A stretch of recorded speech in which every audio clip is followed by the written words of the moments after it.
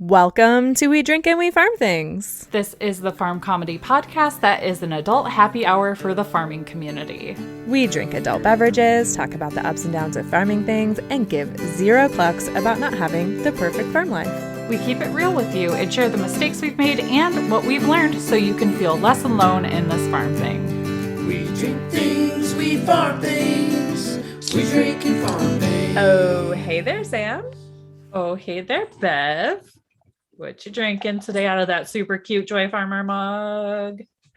So I am just having a nice cup of tea. It is Yummy. lavender stress release tea. Yeah,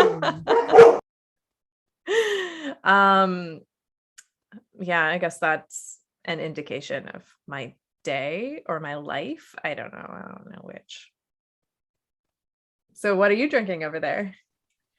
So I am drinking a Blake's Hard Cider Berry Cranberries, which is a cranberry hard cider. Ooh. With a hint of ginger.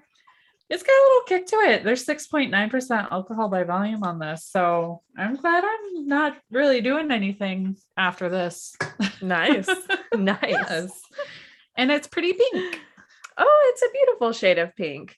That's very topical of you to be drinking a cranberry beer. Yes. I realize I have, funny sidebar for just a moment, because I think people will enjoy this. I have a tea that is cranberry flavored. Ooh. But I don't just have one box of it.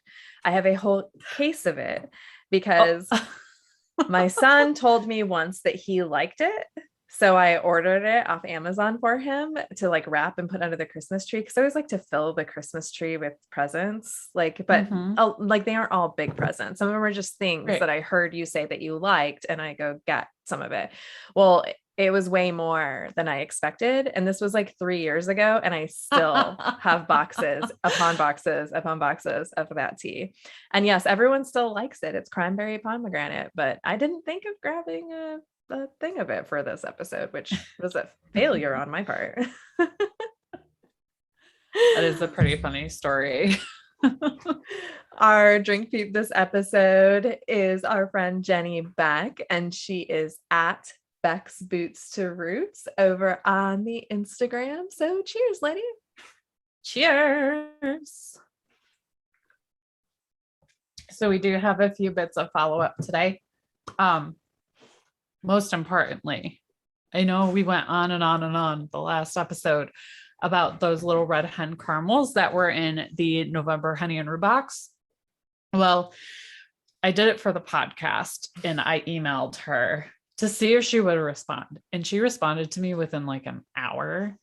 And she sent me a price sheet and some more information. So she does like super cute boxes of caramels that are kind of like custom cool gifties. And then you can also just buy the caramels in the cellophane wrap for like 50 cents a piece. So yes, you guys should email her if you've had those caramels before.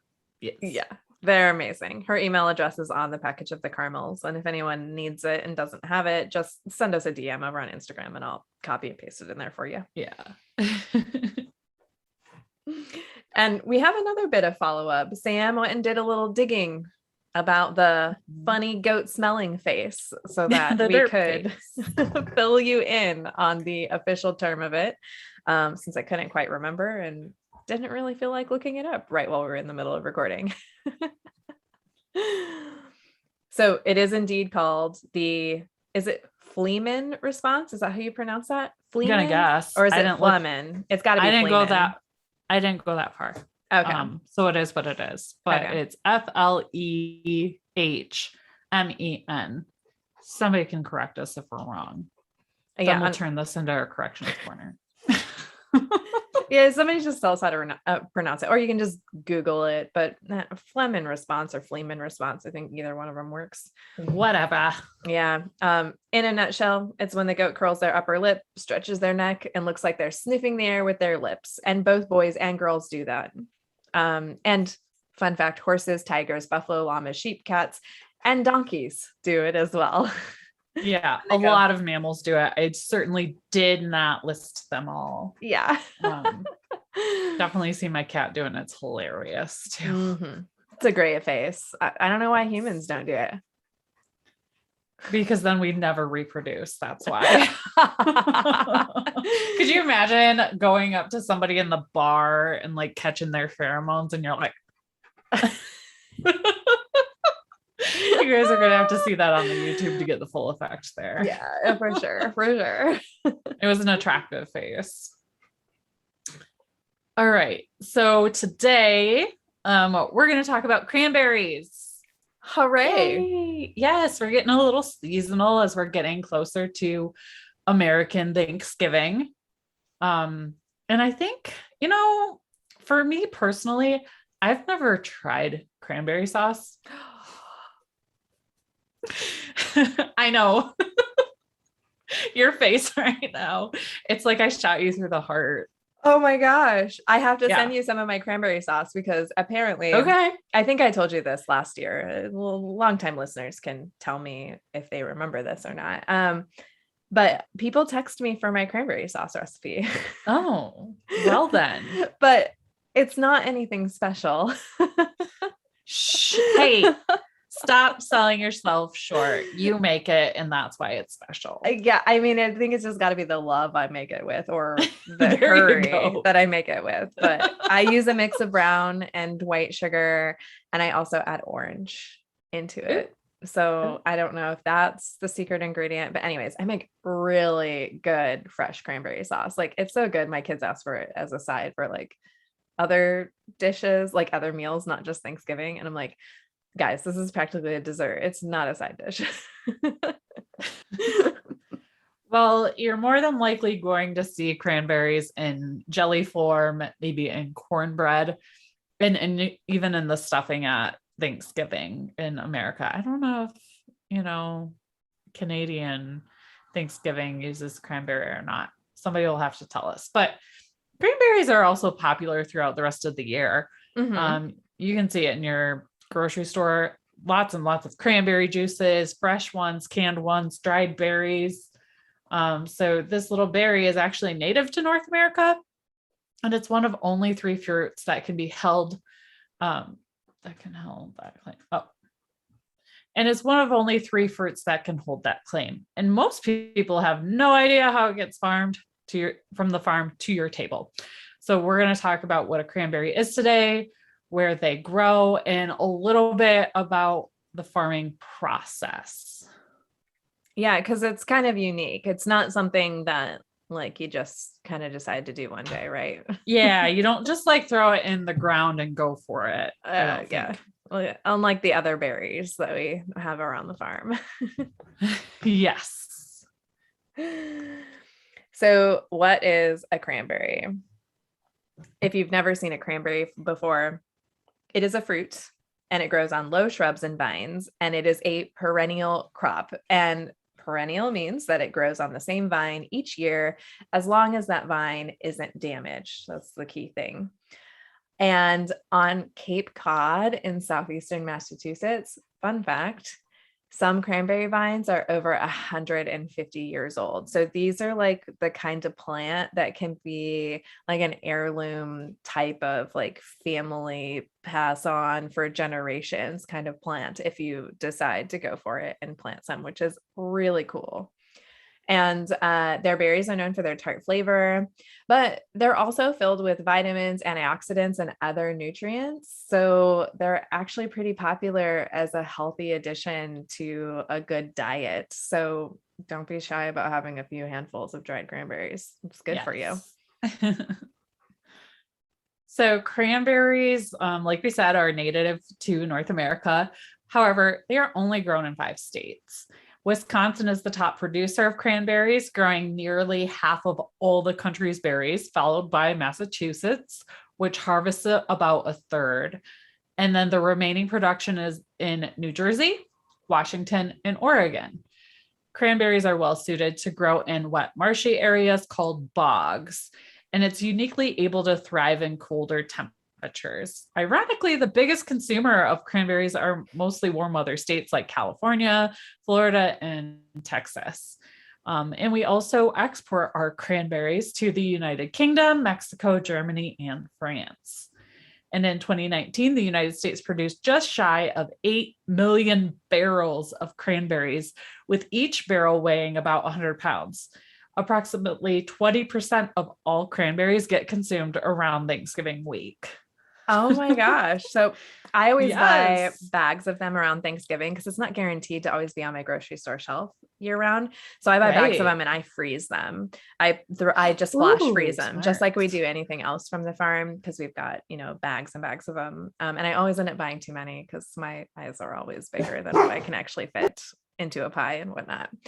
But that's really interesting about the regions in which they grow.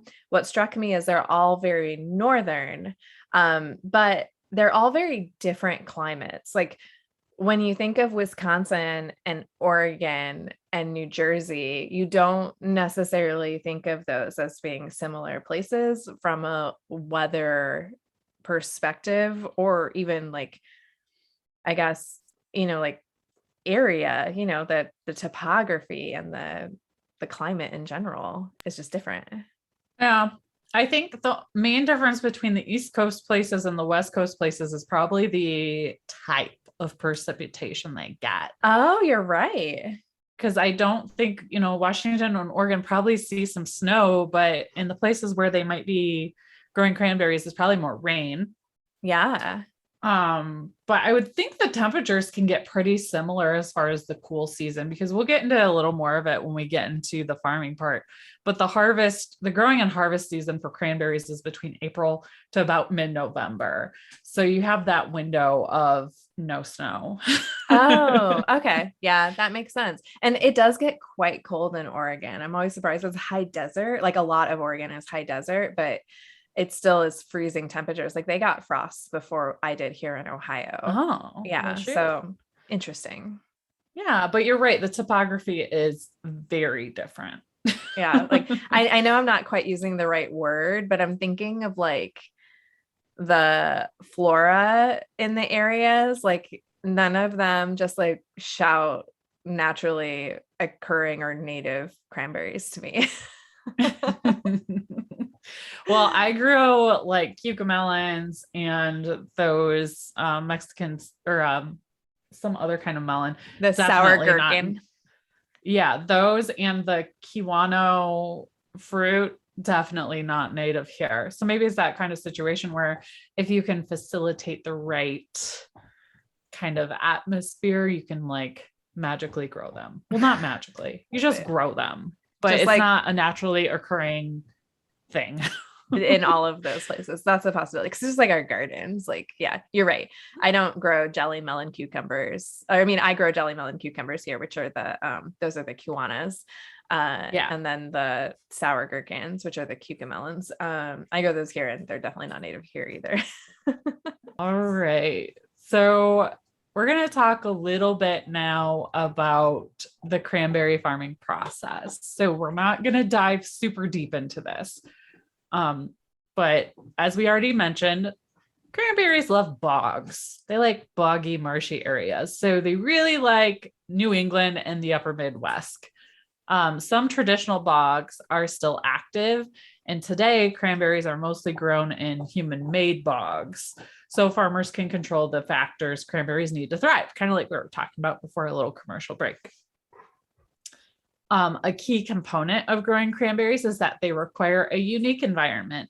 The vines or shrubs thrive in layers of gravel, then acidic peat soil, and sand. And that growing season does run between April to November, where the harvest usually falls somewhere between mid-September to mid-November. And as we also kind of touched on earlier, cranberries grow on vines through the spring and summer. And in that fall, there are actually two types of harvesting. You have wet harvesting and dry. About 90% of the entire cranberry crop is via wet harvesting. So that's where you see like just little ponds of cranberries floating, and it's so cute, like in your ocean spray commercials. Yes. So, fun fact, the berries that are picked during dry harvesting are the ones that end up fresh in your grocery store or at your farmer's market. Yeah, that's really neat to know. The cranberry harvesting equipment is about the size of a lawnmower, and it's called a raking machine. The farmer walks along the beds and harvests the berries, loading them into sacks. And then later, workers will go through this harvest, discard the bad berries, and pack the rest into the bags that head to your grocery store. So, mystery solved. Now you can kind of picture in your head what the process is. It probably requires some like extra tough, tall boots or some waders. So the cranberry farming process for wet harvesting is much different. So in this case, the cranberry harvesting equipment is very manual. So what they do is they flood the bogs with about 18 to 24 inches of water about 12 hours before the harvest begins. The next morning, the farmers walk through the bog with large The farmers walk through the bog with large rods, gently poking at the vines, loosening the cranberries, which float to the top. From there, the farmers corral the berries and load them into trucks. And these berries are what make up the rest of the cranberry-based products you enjoy, from canned cranberry jelly on Thanksgiving to those dried cranberry snacks and cranberry juice.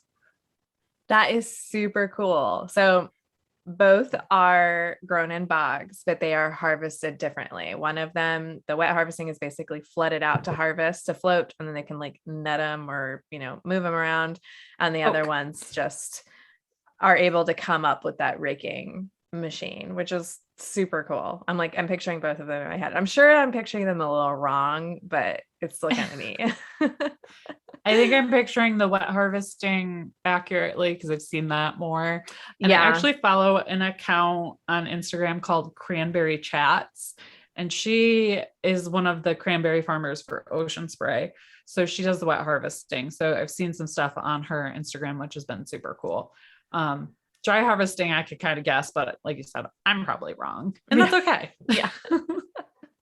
It's still kind of neat to have an idea of how that item that is like so quintessential to a holiday ends up on your table, because there's just so many things about the food that we eat that we just don't know about because we haven't had to know about it. But I'm one of those people that really likes that kind of knowledge. Like, I'll totally have a conversation about the difference between wet and dry harvesting at a party or a meeting of some kind where I'm trying to have like a small talk with somebody, because I'm not very good at the like, this just lady, how's the weather. This lady is super weird with her small talk. Yeah, I mean, I really am. People learn something from me when they have small talk from me. I do not just do the weather and how are the kids. Well, now we hope we've helped you with your small talk. Feel free to drop some cranberry knowledge on some family members this holiday season.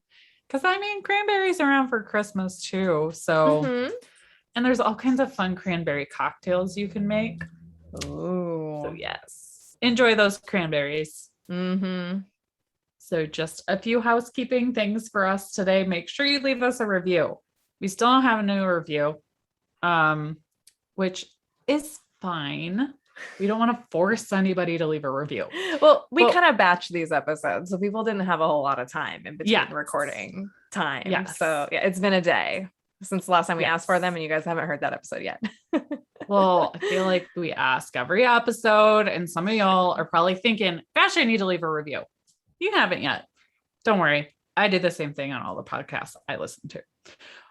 So if you get around to leaving us an Apple Podcast review, what we do is we put all the names in a hat for the month, and then we draw a name, and then you win a super cool mug that is not, never will be in the shop. It's so exclusive. Bev and I don't even have it yet.